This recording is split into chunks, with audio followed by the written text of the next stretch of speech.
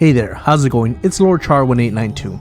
I would like to take a moment to say thank you to my subscribers and to anyone who has ever watched one of my videos.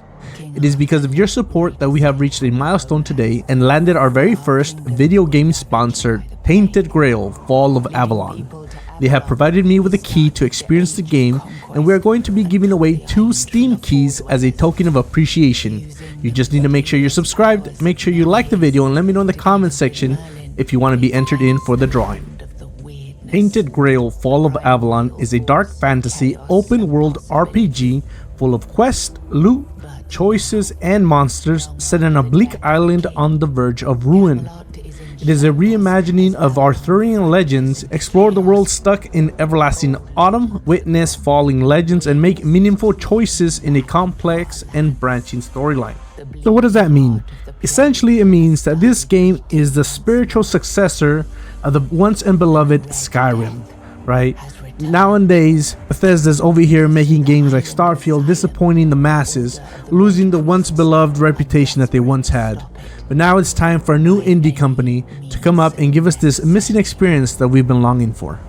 Now the game is still in early access. It is in its 0.7 patch. It's about 3/4 of the way done with an intended release in 2025. You can pick up the game now on Steam if you want to be an early adopter. It is $22.49 at the moment, running a special promotion until June 3rd. There is about 35 hours of playtime between the first chapter and the second chapter, The Rebellion of Quinag. So let's get into the gameplay. Now, just because I was provided a key does not mean I am not gonna be honest and withhold truths. We are currently looking at the character creator. Now, this character creator is very minimal. It lacks a lot of different options and styles, but due to the nature of the game, you don't really see your character during your playtime because it is first person, so its impacts are very negligible. It does boast a new difficulty, survival, and hardcore if you want a really brutal experience. Now, this is going to be spoiler free, so I am going to be cutting out a lot of the moments in the story. You are going to see some stuff, but it will be without context, so no need to worry about that. So first impressions, the vibe is definitely right in this game. You can see the blood everywhere, the gore, the skeleton hanging.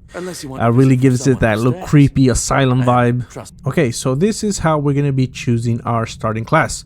So depending on what dialogue option you choose, on the left hand side you'll see the playstyle bonuses that you get, basically creating your class.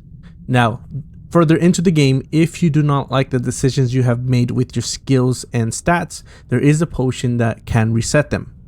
But everything is more playstyle focused, just like how it was in Skyrim.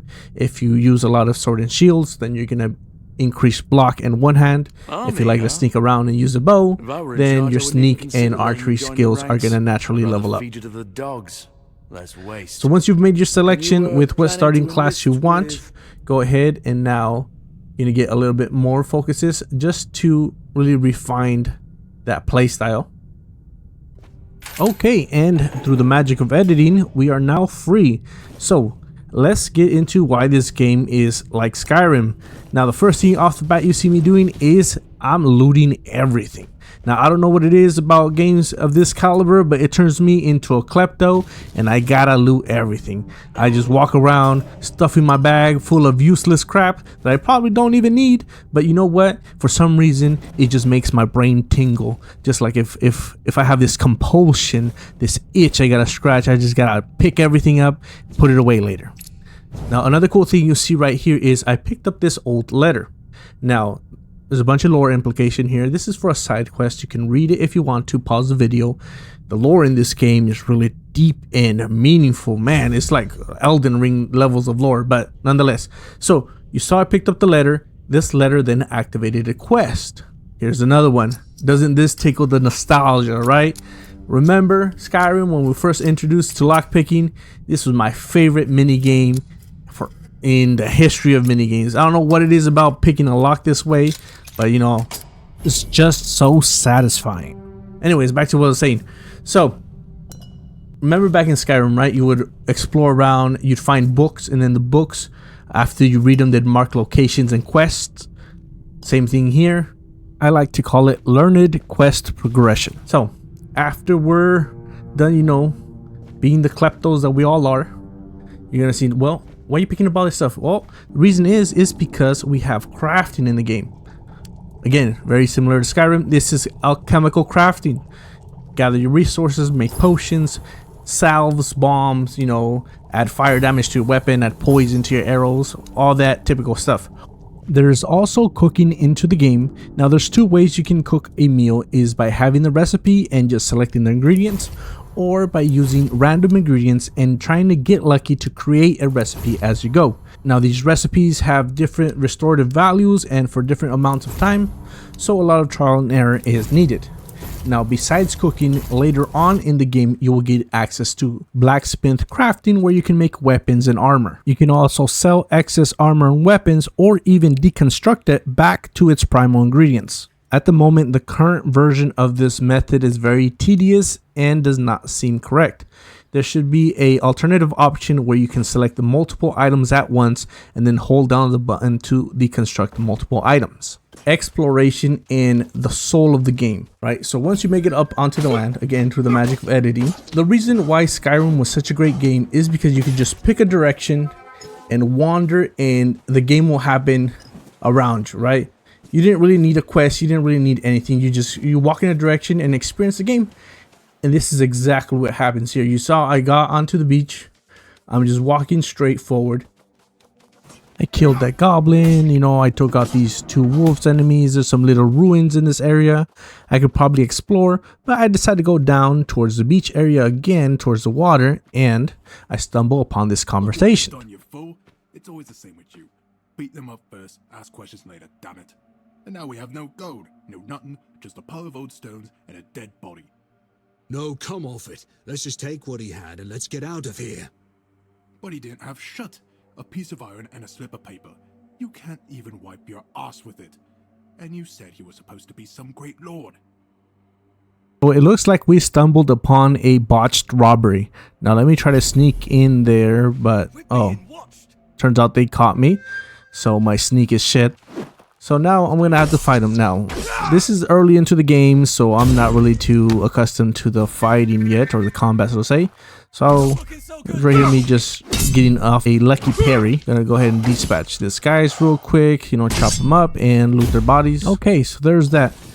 But what I'm trying to convey here is the spirit of exploration and how the world will develop around you and your exploratory feats, without there having to need to be a quest specifically guiding you to that area. It's just a natural progression of exploration, and you gain quest and more lore as you explore the world.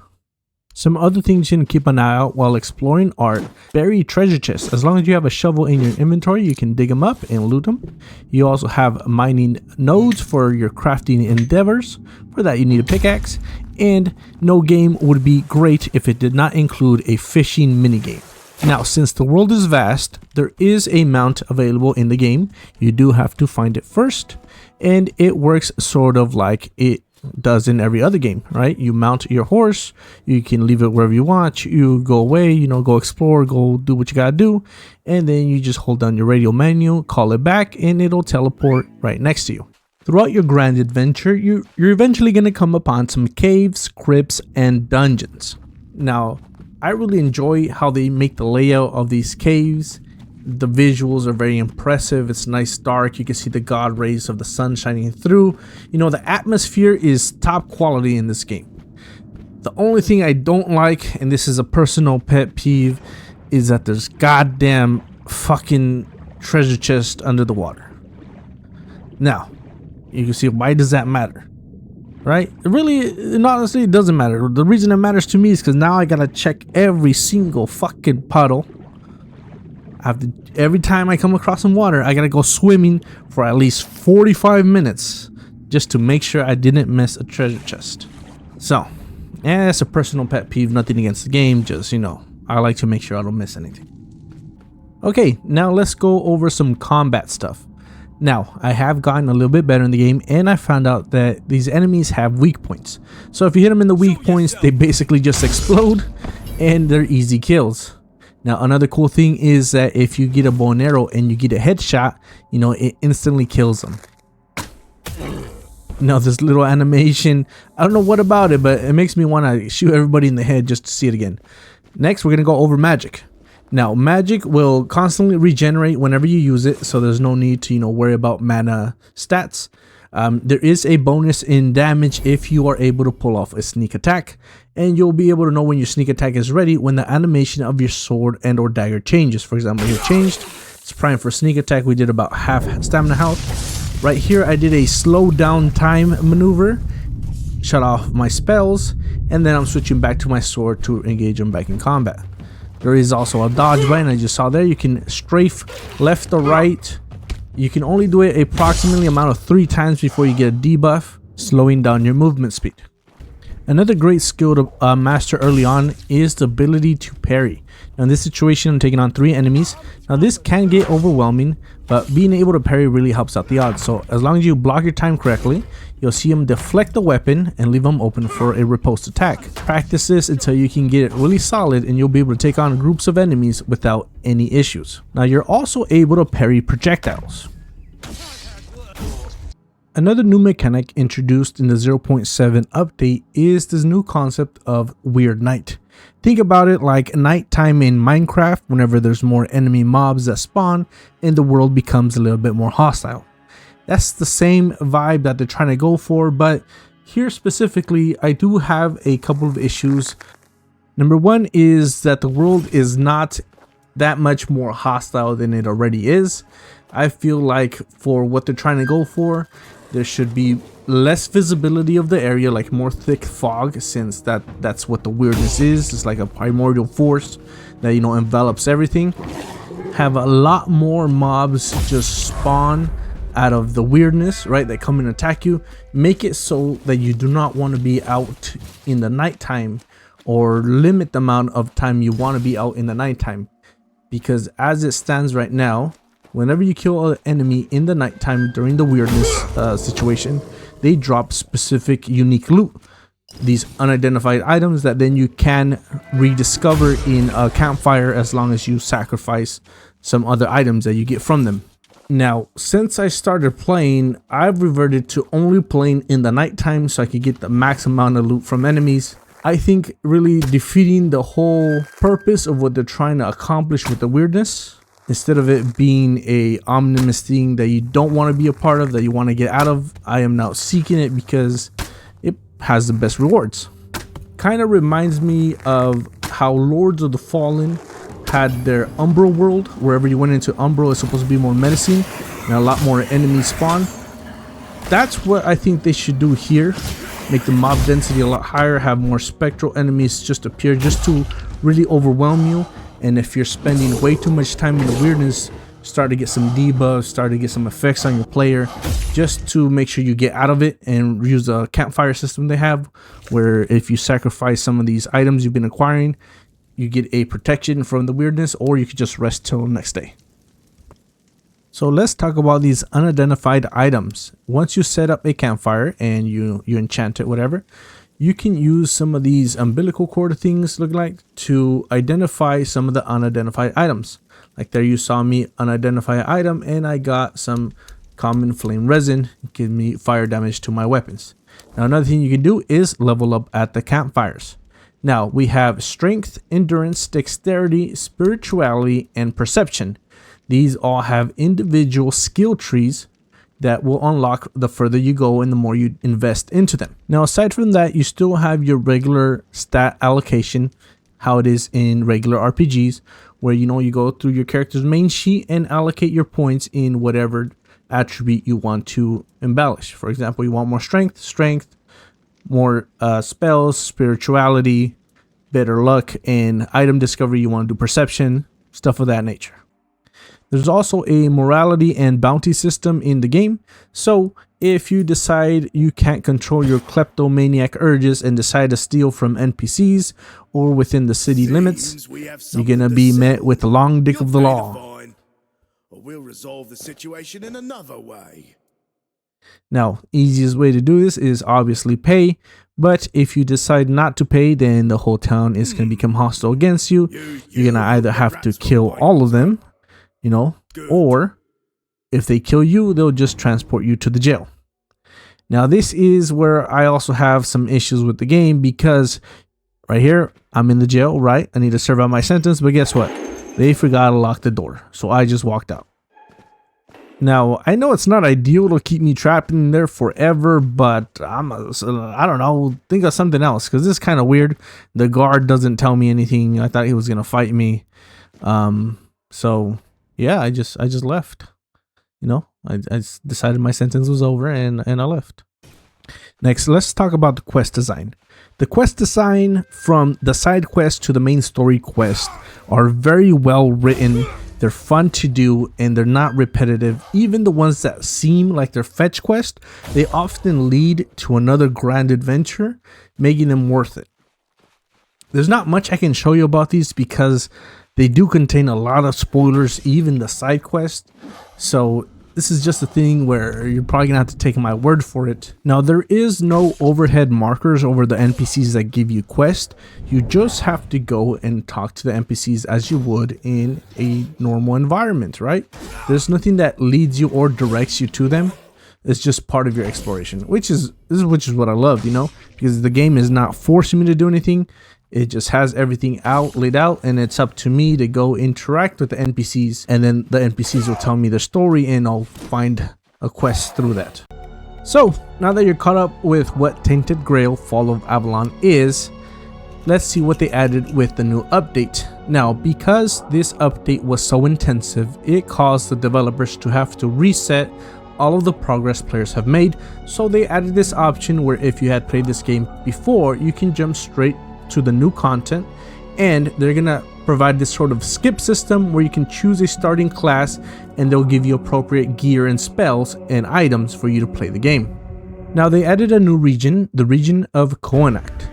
Now, you can normally get here once you finish the first chapter of the story. Now, this new region adds about 10 to 15 hours of new content. Now, the only thing that this new region does not add is any new story missions.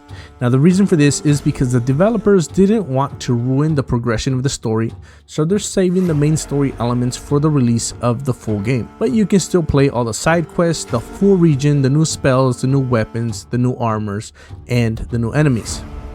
Now, I have really loved my time with this game. This game has brought me back to my childhood when I remember playing Skyrim on my Xbox 360 back when I was in school. I'd just come home after a long day of school and just play Skyrim for hours, just, you know, pick a direction, start walking, end up in all sorts of trouble, you know, with the mountain trolls or with the skeleton lords, and, you know, just having my own proper adventure. This game embodies that to the core. This game is an amazing game. I really love that the developers have put their heart and soul into the game, and there's no nonsense with the AAA companies where they're trying to charge us, what is it, $130 now for bullshit early access or microtransactions. You know, AAA companies are really starting to get out of hand these days, and more I'm finding myself going over to indie companies for a better gaming experience, a gaming experience where they show us they care. I hope you guys show some love to the developer. Go ahead and wishlist their game on Steam, and if you're really curious, if you really want to help them out, go ahead and buy it on Steam, be a part of the early access, and help shape the future of the game.